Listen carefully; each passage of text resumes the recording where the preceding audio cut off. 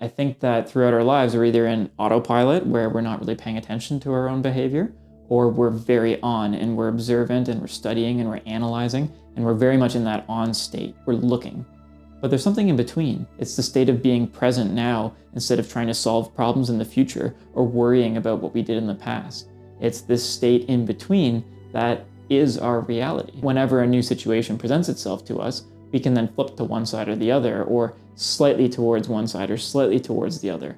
We don't have to operate in a way that our lives are black and white, are 0 or 1. We can be the whole spectrum in between. Has been one of the most beneficial things that I've ever done in my life. It helps my mental health, it helps calm my mind, it helps stop my overthinking, my worrying, turns the problem-solving brain off, and allows my Callum brain to just be. Hello, my name is Callum, also known as Waterloots, and welcome to Recalibrating.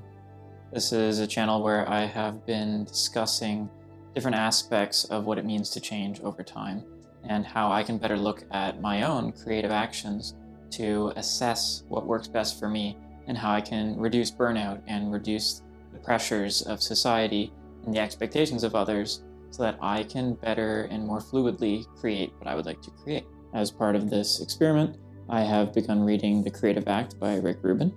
And if you would like to check out the first thoughts that I had on the first couple chapters, you can find them in the link below. As part of this experiment, I've also been recording myself each day to get more comfortable speaking to the camera.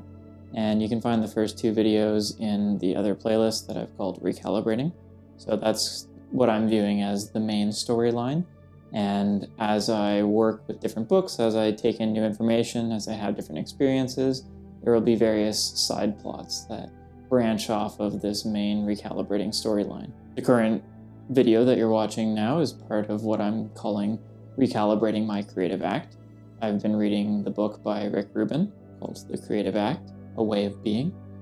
And the goal with this is that I would like to reassess what it means to be a creator and reassess what it means to be a knowledge worker, and just generally start to merge the logic side of myself and the creative side of myself. Before I started this series, I went down to Lake Ontario, which is a few minutes from my house, and I tried to put myself in a relaxed state. I had been a bit stressed about how I started my first series where I had really not gotten off to a good start with speaking to the camera. I was trying to provide too much structure for myself, which is the reason why I quit my job as a lawyer, because I didn't want to have such a structured life. I wanted to be able to have a little more fluidity. I wanted to be able to go with the flow and to pursue interests that were piqued by my intuition. I wanted to follow what I felt was valuable to me. I wanted to go after the experiences that I was feeling called to, the path that was not structured already, but was being structured as I was already walking on it. When I was down by the water, I was watching the waves and the way that they were forming and unforming. They were being created and then they were being destroyed. And there was a certain headspace that I could put myself in, what I typically like to think of as a mindful headspace, where I'm not actually paying attention to the specific waves themselves. I'm more just letting my mind almost go blank, and I'm just taking in the experience as it is.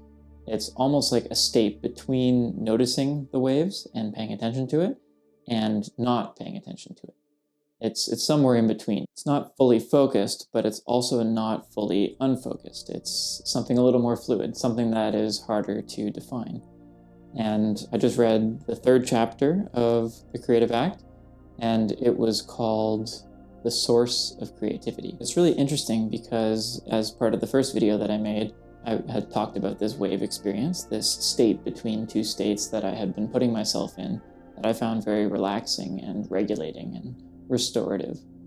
And Rick in the book was talking about how the source of creativity is always external. It's always from the outside. And it feels like it comes from the inside because we have an idea, and the idea begins to coalesce. It begins to form from little wisps that feel like they're coming from inside of us.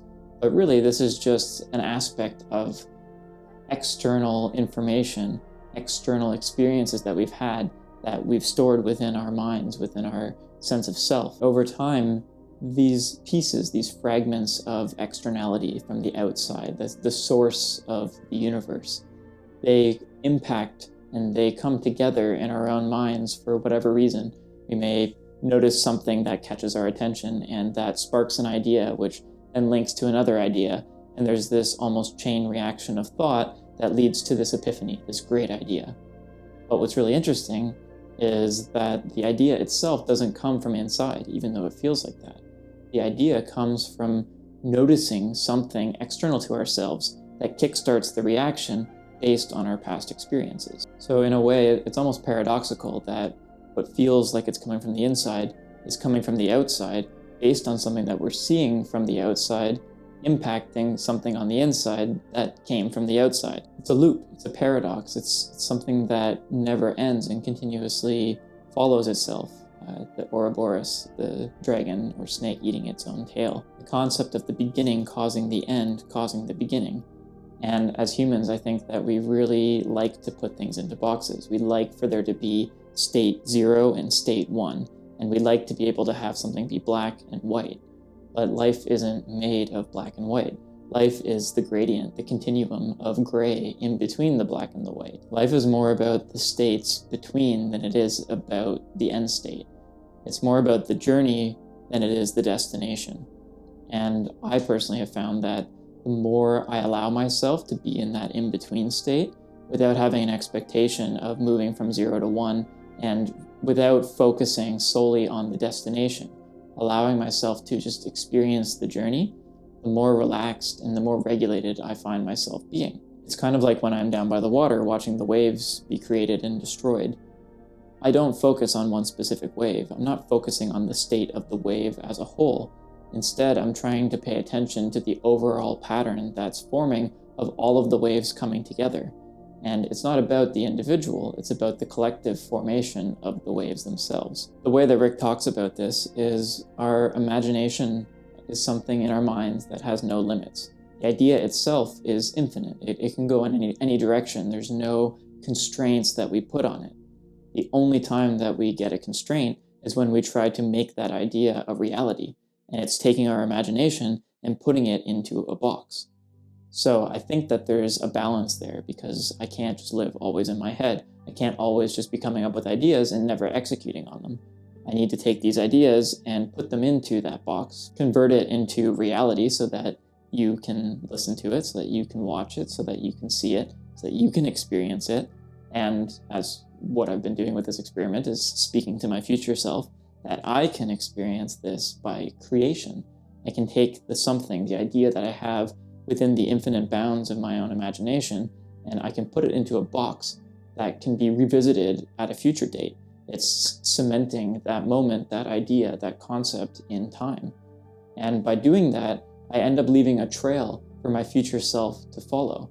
I end up allowing myself to pay attention to the journey as I'm experiencing the journey, instead of just reaching the end, the destination, and looking back and thinking, oh, that was great. It's more about being in the moment, in the now. It's about being present as I'm experiencing something instead of later. And it's interesting too, because that box that I'm putting these ideas in, I'm capturing my imagination and creating something out of it. This is what I view as art. It's taking some element of my experience, or many elements of my experience. It's filtering it through my imagination, through my mind, through the experiences that I've gone through before. And I create something that has a deeper resonance. I have a deeper connection with this thing that I have created, this work of art, because it's tapping into something that's a little bit deeper than even I myself understand. It's tapping into something that's larger than myself. It's bringing in that outside, the experience that I've had with the universe, and drawing a connection within my own mind to some undefinable component of my reality. And that's just a really powerful way to speak to future me and speak to you, to use somewhat nonverbal communication, something that doesn't require language, but touches on something deeper to ourselves. It touches on the imagination and the intuition of what it means to be human. The way I envision it is that the idea, the imagination, the art form itself, the thing that's been sparked by some external stimuli that's resonating with me. That's almost starting a spiral. And the more I imagine it, the more I think about it, the bigger and bigger the spiral gets. But at some point, I can take a snapshot of that spiral and capture the form of the idea at that moment, knowing that it will forever change. And that snapshot, that capture, is what becomes the art form itself. It becomes a time-stamped marker of what my experience was and how I understand it and how my worldview exists. Again, in a way, it's a bit paradoxical because my worldview exists by seeing the world. But by seeing the world, it impacts my worldview, which changes how I see the world. So we're back in this paradox, this loop of noticing things and then processing what we've noticed. And Rick is talking about awareness in chapter 4. Awareness is a concept that I've been diving really deep into over the last 3 years, really. I've been doing mindfulness practice regularly. I think I have over 600 sessions of mindfulness where I've listened to various instructors around the world talk about what mindfulness means to them, what it means to be human, what it means to experience reality, how we can stay present and not get overwhelmed by the information overload that's out there in the world. Not let the world overwhelm us, but filter the information, the experiences that we're having to augment how I then see the world. Back to the paradox. Awareness is really the ability to be paying attention without paying attention. It's being aware of what's happening around me, what's impacting my senses. My eyes are receiving light, my ears are receiving vibrations, my skin is receiving feeling and temperature, and it's positioning me in my world, and it's forming really the nature of my reality. Rick referred to this as coming to a state of persistent non-effort. And I really liked that framing because to me, this is bringing me back to looking at the waves and watching the water. I'm not paying attention necessarily, but there's a persistent element to the fact that I'm continuously allowing myself to notice things. I'm consistently being aware and keeping my senses open so that I can continue to take in the information with my senses around me. But it's not in an effortful way. It's intentionally letting go of effort to the point that I'm not intentionally doing anything. Again, it's almost a paradox where I have to let go entirely in order to grab on. I am paying attention by not paying attention. It's a state of being. It's letting myself be in the moment right now without allowing my brain to overthink, but also allowing my brain to recognize that I'm trying to avoid distraction. I'm allowing myself to remain in this state of awareness. It's the state between states. It's not being fully focused, and it's not paying attention at all. It's somewhere in between, where I'm only somewhat paying attention to the fact that my body is taking in signals, but I'm not necessarily trying to identify what those signals are. And to me, that's really what mindfulness is. It's operating with an intentionality in life, but not letting that intentionality take away from experiencing life itself. And this is very different than the generic, I would say, autopilot mode that most people find themselves in on a day-to-day basis. We, as humans, form habits. We like structure, we like systems. But over time, those systems can actually be a burden on us where they prevent us from growing because we just go through the same loop over and over again. And that loop is what I tried to break out of by quitting my job and getting out of the corporate system. I didn't want to go do the same thing every day over and over again. I wanted to allow myself to be in this interim state, to be in between, to allow my intuition to guide my actions more than my typically overthinking brain does, because I find that draining and it causes me to burn out. So I wanted to have a way that I could train my body to be in this in-between state, to have persistent non-effort, because effort, while valuable in certain situations, can be too much and it ends up taking away from the experience that we're having. And I think that can really lead to burnout, especially if that effort is directed at something that doesn't align with our values. But what are my values? It's difficult to define, it's difficult to determine. It's something that comes with the practice of noticing how the world impacts me from an emotional state and from a cognitive state, from thinking about it. And mindfulness to me is the practice of allowing my body to come to terms with my experience of reality so that I can identify the things that I like doing. I can identify the things that bring me value and help keep me aligned on that path moving forward without overthinking it, without forcing myself to behave in a certain way that doesn't quite feel like it aligns with my values. I think that the way that Rick framed it was helpful. He described noticing as not studying. It's not observing. It's not directly paying attention to something. It's being open to the state of having information come in without directing my attention to bring in that information. It's not directly observing. It's not studying. It's not analyzing. It's noticing. It's being aware of. And the being aware of is almost on a passive action. It's not quite there because there's still an element of holding off the distractions to keep them at bay, but it's also very much not on the other spotlight attention side of the spectrum. It's somewhere in between. Rick described it as awareness is the primary perception. The noticing is the first thing that happens. Just let the experience come in. Let yourself feel and just respond intuitively. Just find how you feel in that moment based on the information that's coming in from the outside, the experiences that you're having. Afterwards, allow yourself to study, to analyze, to deliberately direct the spotlight attention on what it is you're trying to figure out, or what it is you're trying to pay attention to. It's moving back to the other end of the spectrum, which is a lot more directed attention than the in-between state that comes from mindfulness. I also really like how Rick said that if you're trying to perceive the outside, you should quiet the inside. And if you're trying to perceive the inside, you should quiet the outside. And I think that's a really good way to look at it, because there are definitely moments in life where we want to observe our internal state. We want to see how the outside is impacting the inside. But then there are also moments where we want to just experience life, and we don't want to get caught up in our head and overthinking and overanalyzing everything. Instead, we want to just be, and we want to quiet the inside and allow ourselves to just notice and become aware of the outside. I think it's a really valuable skill to be able to toggle back and forth between those two perceptions. It's recognizing in any given moment that you might be somewhere in between.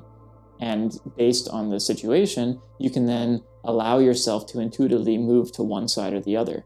You're training your intuition. This is really interesting to me too, and I've talked about this in the previous videos, but it reminds me almost of the quantum state. In the quantum world, which is a level of physics below the atomic level, we have electrons, negative particles that move around, and there's what's called the Heisenberg uncertainty principle, where if we observe the electron to try to measure its position, then we can't determine its speed. But if we try to measure it to observe the speed, we don't know its position. So we have this theory where you end up being in both states at once. There's an overall area that we know that the electron could be in, but at any given moment, we don't know what it is. This is also how quantum computing works. In traditional computing, we can either be a 0 or a 1. We can be in state 0 or state 1. And when we turn something on or off, it moves between those two states exactly. It goes from 0 to 1 or 1 to 0. In the quantum realm, we have a whole spectrum, a continuum that goes from 0 to 1. It doesn't have to be one state or the other. It can be a state anywhere in between.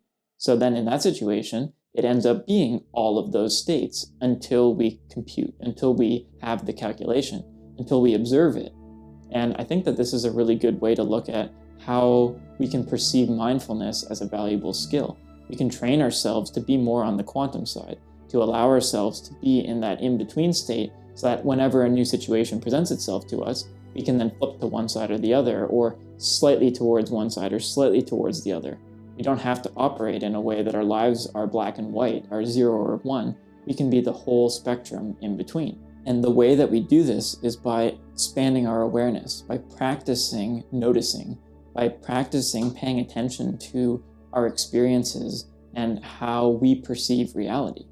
Because really, our minds make our reality. Our minds dictate what our entire perception of our experience is. The more that we're able to expand our awareness, the more that we're able to notice without acting, notice without observing or analyzing, the bigger we can generate an awareness that expands our worldview. in a sense, the universe is limited by our perception of it, which I know sounds a little complicated, and it's kind of back to the quantum side of things.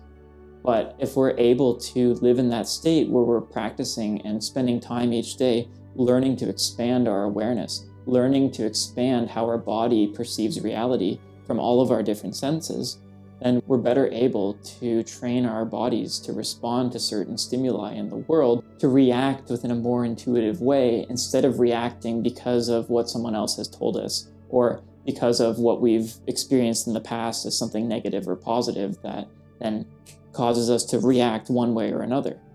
We can take in the information, we can allow ourselves to notice, to be aware of the situation, and then we can process it and analyze it and move forward in a way that's more in line with who we are, with who I am myself. Rick mentioned that creativity comes from a root of looking deeply, of deepening our perception of reality. And I think that's true, but I also think there's another element to it, and it's the practice of not looking at all. And I think that throughout our lives, we're either in autopilot, where we're not really paying attention to our own behavior, or we're very on and we're observant and we're studying and we're analyzing, and we're very much in that on state. We're looking. But there's something in between. It's something that's not allowing ourselves to operate autonomously without thought, and it's not operating with pure thought, with controlling every aspect of our actions. There's something in between, which is not looking. It's that persistent non-effort where we allow the world to impact us and we just go along for the ride. It's the state of being present now instead of trying to solve problems in the future or worrying about what we did in the past. It's this state in between that is our reality. Personally, I found that the practice of trying to enter this state, this mindful state, or not trying to and letting go, has been one of the most beneficial things that I've ever done in my life. It helps my mental health, it helps calm my mind, it helps stop my overthinking, my worrying, my problem-solving brain. It turns the problem-solving brain off and allows my calm brain to just be. And that's what's called actually the default mode network. It's something that we developed throughout human evolution that allowed us to process information while we were walking from one place to another. It allowed our brains to not exactly turn off and not exactly turn on, but be somewhere in between, some quantum state, some state that was persistent non-effort. It put the information into a proper catalog so that the next time we came across a situation, we would more intuitively know the action to take because we had taken the time to allow our brains to process the experiences that we had already undergone. So overall, I'm really enjoying this book. I'm only 4 chapters in, which is about 12 minutes, and it's caused me to reflect and think for well over an hour. I think part of this comes from my experience with mindfulness over the past few years and how often I've been allowing myself to enter that state of persistent non-effort. So Rick's explanation of these different concepts that I've been looking into for a very long time are really resonating. I think that he has a good way of expressing the creative mind and what it means to be a creative person. My past experience has been focused a lot more on the logic side of myself. I've been doing the engineering, the intellectual property law, working as a patent agent. For the most part, everything was very logical. It was very putting reality into a box. And now, over the past 4 months since I quit my job, I've been allowing my mind to imagine and to enter that infinite realm. And it's kind of confusing. I know that a lot of society tells us not to focus on the creative side of things, though there is a shift happening. I can feel it. And I think that having a creative skill set and allowing myself to tune in to my own experience, to tune into the creativity that I know my mind is capable of, has really added a lot of value to my life. It's helped shift my worldview. It's changed my perspective. It's allowed me to recalibrate my experience. I'm really looking forward to continuing this book. I'm really looking forward to seeing more what Rick has to say because it's really been resonating a lot with me. I'm also really looking forward to sharing this video with you, with everyone who's watching, and also to future me. This provides a really good opportunity for me to look back at where I've come from to where I am now, and when future me watches the video, I can see how far I've come. And I think that's part of what we love as humans, is seeing the development of ourselves. We like watching growth. We like being able to see where we've come from. And I think that's a big problem with a lot of what happens in society now, because we don't take a look back at where we came from. We don't remind ourselves of who we used to be. and who we are now.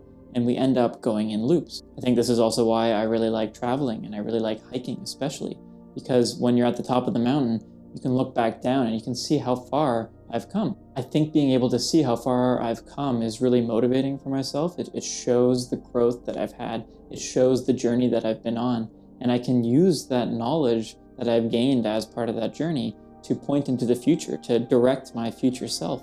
And I really think that this is the beginning of wisdom. I think it's important to take a look also at what I really enjoy doing, to be more self-reflective and self-aware, to increase my awareness of what I like and what I don't like, and to drop more of what I don't like and increase more of what I do like.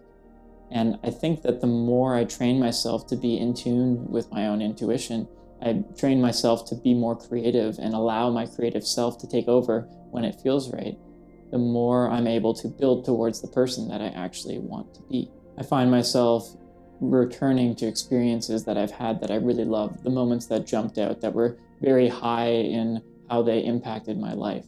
They made me feel more alive than perhaps other experiences, like hiking and traveling and photography and reading.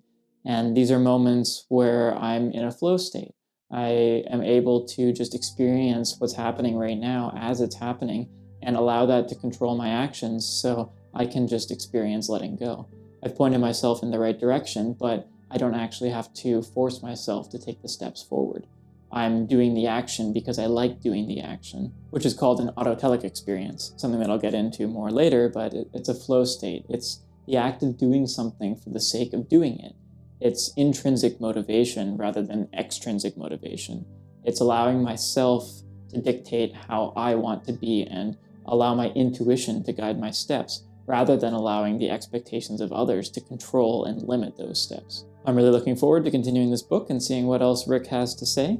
If you have any feedback, I would love to hear your thoughts. I would love to hear what you think, because the more information you can give me, the more you can let me know how I can improve.